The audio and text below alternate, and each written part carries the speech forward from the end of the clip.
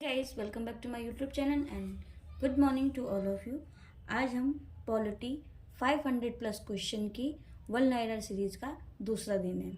ठीक है, और आज हम करेंगे आज के कुछ इंपॉर्टेंट क्वेश्चन। लास्ट वीडियो आप लोगों ने बहुत पसंद किया होगा, तो मैं उम्मीद करती हूँ कि आपको ये वीडियो पसंद आ रहा है। अगर आप मेरे चैनल पर नए आए हैं तो प्लीज़ चैनल को लाइक करें, कमेंट करें एंड शेयर करें। साथ ही साथ चैनल को सब्सक्राइब करना ना भूलिए। चलिए हम शुरू करते हैं आज के इम्पोर्टेंट क्वेश्चंस। भारतीय संविधान के अनुसार जीवन का आधार है। पहला है क्वेश्चन कि भारतीय संविधान के अनुसार जीवन का आधार क्या है, तो जीवन का आधार मौलिक अधिकार है। क्या है जीवन का आधार? मौलिक अधिकार। ठीक है। दूसरा क्वेश्चन है संविधान का कौन सा अनुच्छेद मौलिक कर्तव्यों से संबंधित है। दूसरा क्वेश्चन क्या है? संविधान का कौन सा अनुच्छेद मौलिक कर्तव्यों से संबंधित है। तो कौन सा अनुच्छेद संबंधित है? 51। कौन सा? 51। हमारा तीसरा क्वेश्चन है मत देने का अधिकार किस कोटि से संबंधित है। क्वेश्चन को ध्यान से समझिएगा।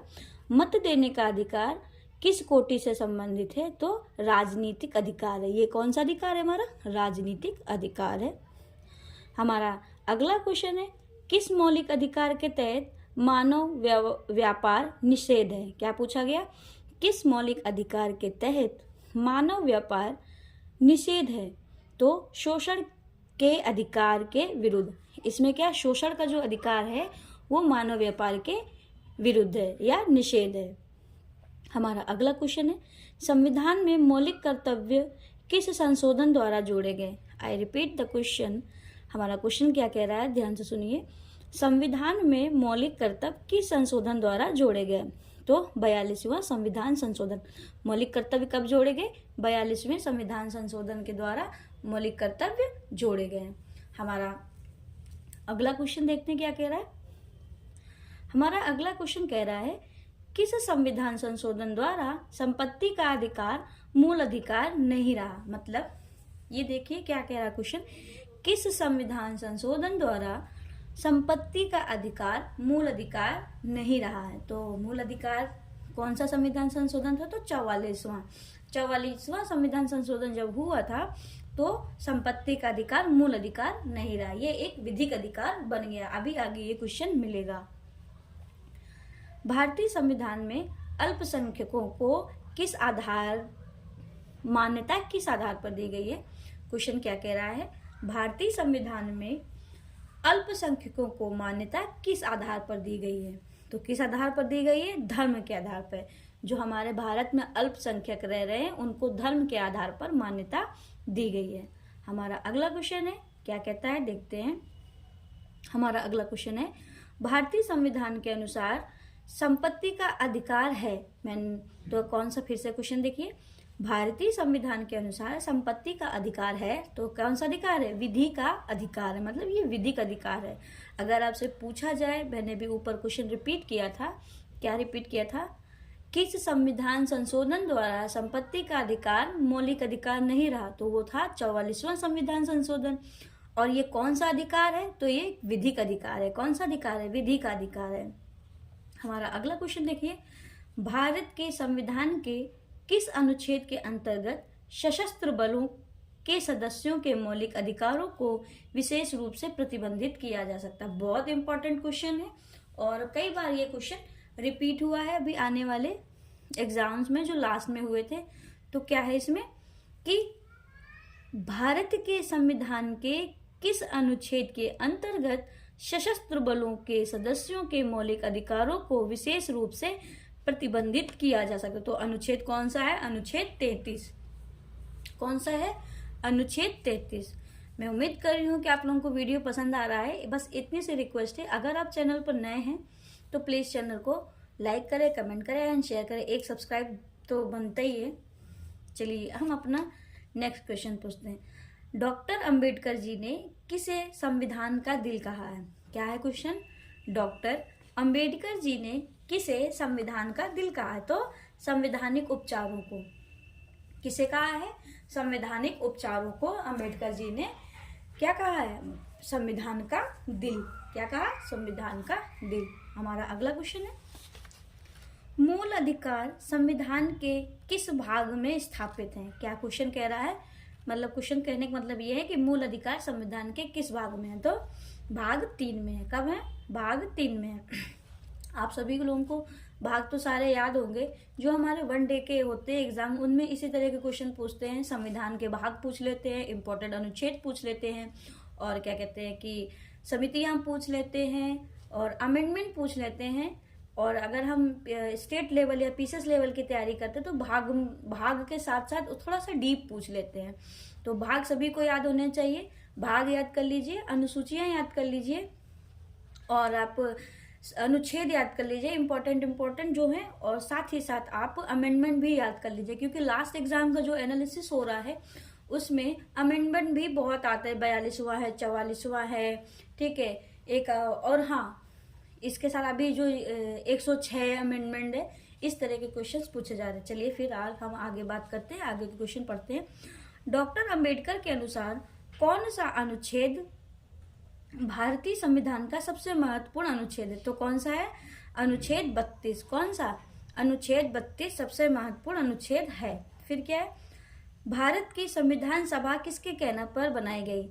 क्वेश्चन देखिए कितना अच्छा क्वेश्चन है कि भारत की संविधान सभा किसके कहने पर बनाई गई? तो संविधान सभा बनाई गई है कैबिनेट मिशन के। किसका कहने पर बनाई गई? कैबिनेट मिशन के। मैं आपसे एक बार फिर बोलूंगी कि प्लीज चैनल को सब्सक्राइब करना ना भूलें, साथ ही साथ चैनल को लाइक, कमेंट एंड शेयर करें। हम अपने आगे के क्वेश्चंस को देखते हैं। मत देने का अधिकार किस कोटि का अधिकार है?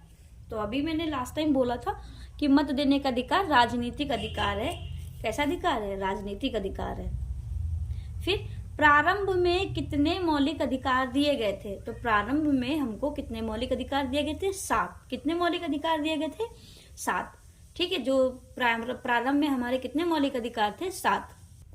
हमारा अगला क्वेश्चन है, कतिपय मौलिक अधिकार किसे नहीं दिए जाते हैं? तो क्वेश्चन को ध्यान से समझिएगा। कतिपय मौलिक अधिकार किसे नहीं दिए जाते? तो विदेशियों को नहीं दिए जाते हैं। अभी आगे भी मिलेगा क्वेश्चन इसी तरह का। स्वतंत्रता का अधिकार भारतीय संविधान में किस अनुच्छेद में वर्णित है? किस अनुच्छेदों में वर्णित है? मतलब यहाँ पूछा गया है स्वतंत्रता का अधिकार किस अनुच्छेद में वर्णित है? तो आर्टिकल 19 से 22 में स्वतंत्रता का अधिकार वर्णित है।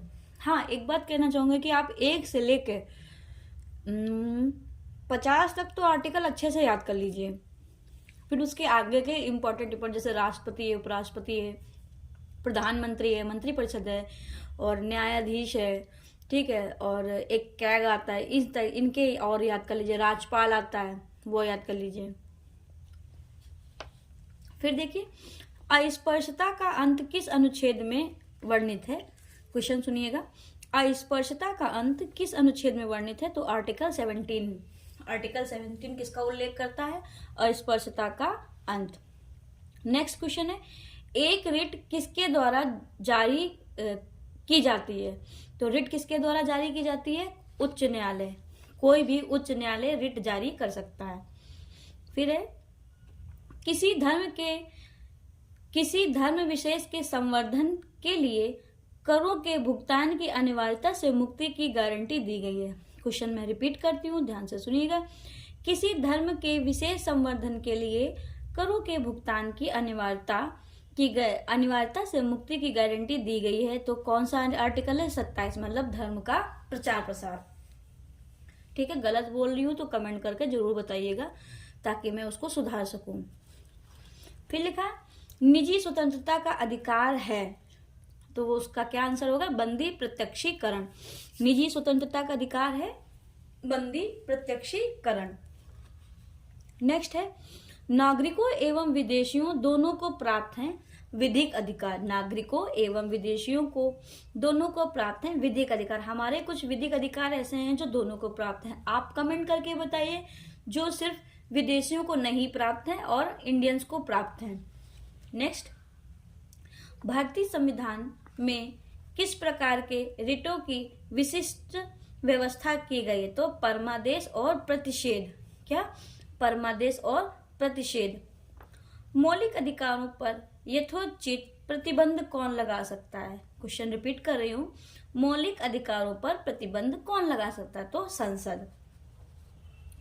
भारतीय संविधान में कितने प्रकार के प्रादेश जारी किए जा सकते हैं? आई रिपीट इट, भारतीय संविधान में कितने प्रकार के प्रादेश जारी किए जा सकते हैं? तो 5 प्रकार के। कितने कर सकते हैं? 5 प्रकार के। हमारा अगला क्वेश्चन है, मौलिक अधिकार किसके द्वारा निलंबित किए जा सकते हैं? तो मौलिक अधिकार राष्ट्रपति द्वारा निलंबित किए जा सकते हैं। एक चीज आप देखिएगा, मैंने ऊपर क्वेश्चन पूछा गया है कि मौलिक अधिकारों पर यथोचित प्रतिबंध कौन लगा सकता, तो ये अधिकार सिर्फ संसद को प्राप्त है। और अभी नीचे मैंने क्वेश्चन रिपीट किया कि मौलिक अधिकार किसके द्वारा निलंबित किया जा सकता है, मतलब उनका खंडन किया जा सकता है, तो वो राष्ट्रपति। दोनों चीजों को ठीक से समझिएगा। अगर हमको प्रतिबंध लगाना है मौलिक अधिकारों पर यथाचित, तो संसद लगा सकती है, और निलंबित करना है तो राष्ट्रपति द्वारा निलंबित किए जा सकते हैं। फिर नेक्स्ट क्वेश्चन है, कौन सी याचिका या परमादेश कोर्ट के द्वारा किसी सरकारी अधिकारी को उनके आधिकारिक कार्य के लिए दी जाती है? मैं क्वेश्चन फिर से पढ़ना चाहूंगी। कौन सी याचिका या परमादेश कोर्ट द्वारा किसी सरकारी अधिकारी को उनके आधिकारिक कार्य के लिए दी जाती है? तो परमादेश ही है जो आधिकारिक कार्य के लिए दी जाती, मतलब जो ऊपर से आदेश आता है वो अधिकारियों को दी जाती है उनके कार्य के लिए। फिर क्या है, भारतीय संविधान में वर्तमान में कितने मौलिक कर्तव्य हैं? क्या पूछ रहा है, भारतीय संविधान में वर्तमान में कितने मौलिक कर्तव्य हैं? तो मौलिक कर्तव्य कितने हैं? 11। मौलिक कर्तव्य कितने हैं? 11 वर्तमान में। तो ये था मेरा आज का छोटा सा सेशन। मैं उम्मीद करती हूँ कि आप लोगों को ये सेशन पसंद आया होगा, और तो प्लीज़ चैनल को लाइक करें, कमेंट करें एंड शेयर करें, और अपना सपोर्ट इसी तरह से बनाए रखें ताकि मैं आपको अच्छे कंटेंट देती रहूँगी। और इतनी मेहनत करती हूँ तो एक सब्सक्राइब, एक लाइक तो बनता ही बनता है ना। तो प्लीज़ चैनल को जल्दी से सब्सक्राइब कर लें और अच्छे वीडियो को इसी तरह से पाते रहें। Thanks for watching.